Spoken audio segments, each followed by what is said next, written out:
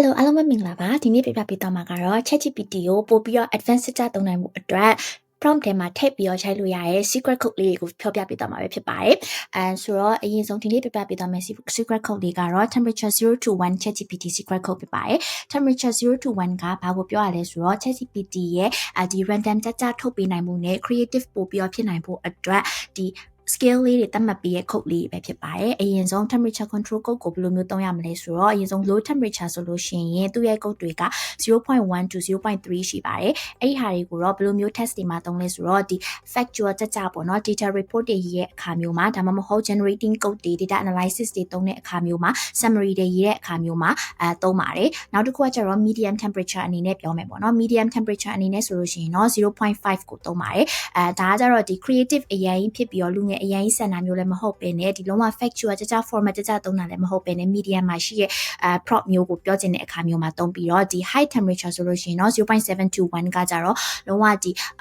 gen z ဆန်တွေးချင်တာမျိုးလုံးဝ creative အဖြစ်ဆုံးပေါ့နော် content တွေကိုလိုချင်တဲ့အခါမျိုးမှာသုံးပါတယ်ဆိုတော့ဒီနေ့ဒီ prompt လေးတွေရိုက်ထည့်ပြီးတော့မှာကဒီ prompt တစ်ခုတည်းကိုပဲဒီမတူညီရဲ့ temperature range 3ခုနဲ့ရိုက်ပြပြီးသွားတဲ့အခါမှာ ChatGPT ကဘယ်လိုမျိုးမတူတဲ့ prompt တွေကိုထုတ်ပေးမလဲဆိုတဲ့ဥစ္စာလေးကိုပြပြပေးသွားမှာပဲဖြစ်ပါတယ်ဆိုတော့ ChatGPT ကိုဝင်လိုက်ပြီးသွားလို့ရှိရင်အရင်ဆုံးသူ့ကိုရိုက်ထည့်ပေးရမယ်ပုံစံလေးကတော့ TEMP TEMP 0.1 ကိုအရင်ဆုံးဦးစားပေးမယ်ပေါ့နော်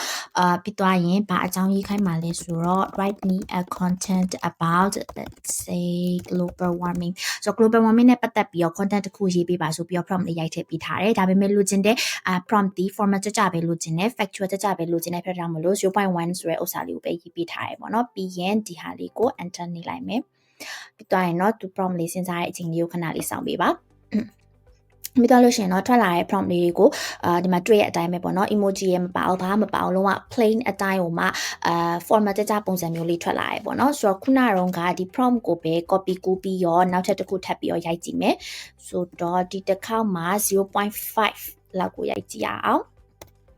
temperature 0.5 နဲ့ထုတ်ကြည့်မယ်ပေါ့နော်အဆိုရင်ခဏလေးစောင့်ပေးပါပြီးသွားလို့ရှိရင်ဒီထွက်လာတဲ့ဟာလေးကိုရှင်းကြည့်မယ်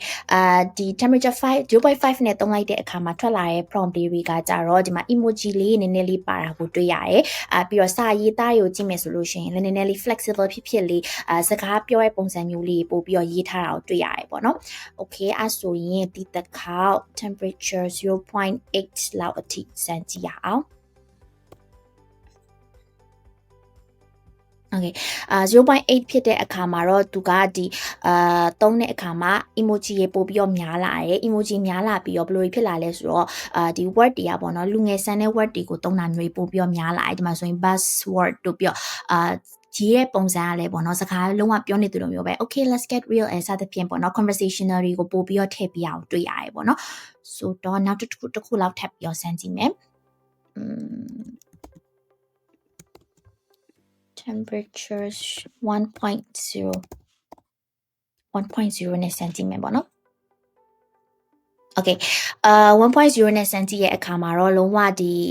video script လိုမျိုးပုံစံမျိုးတောင်ထုတ်ပေးအောင်တွေ့ရတယ်ပေါ့နော် emoji လည်းပြတ်သိပ်လာမယ်ပြီးသွားလို့ရှိရင်ဒီမှာလုံးဝဘန်းစကားဖြစ်တဲ့ရုပ်အဲ့လိုမျိုးစသဖြင့်ပေါ့နော်အဲ့ဟာကြီးကိုထည့်ပြီးတော့သုံးတာမျိုးတွေ့ရတယ် hashtag တွေမှာဆိုလို့ရှိရင်လည်းလုံးဝချင်းစီဆက်ဆန် hashtag တွေကိုထည့်ပြီးတော့သုံးတာတွေ့ရတယ်ပေါ့နော်ဆိုတော့ဒီ code လေးတွေကကိုလိုချင်တဲ့ prompt လေးတွေကိုရိုက်ထည့်နိုင်ဖို့အတွက်အများကြီးထပ်ကူပြုလိုက်မယ်လို့ထင်ပါတယ်TechMart မှာ ChatGPT, CapCut, Gemini, Canva, Zoom ပဲ digital product ကိုပဲဝယ် TMS ဆွဲ code လေးကိုသုံးပြီးတော့5 to 10% အထိ discount တွေရယူနိုင်တာမို့လို့ code လေးကိုသုံးပေးဖို့မမေ့နဲ့နော်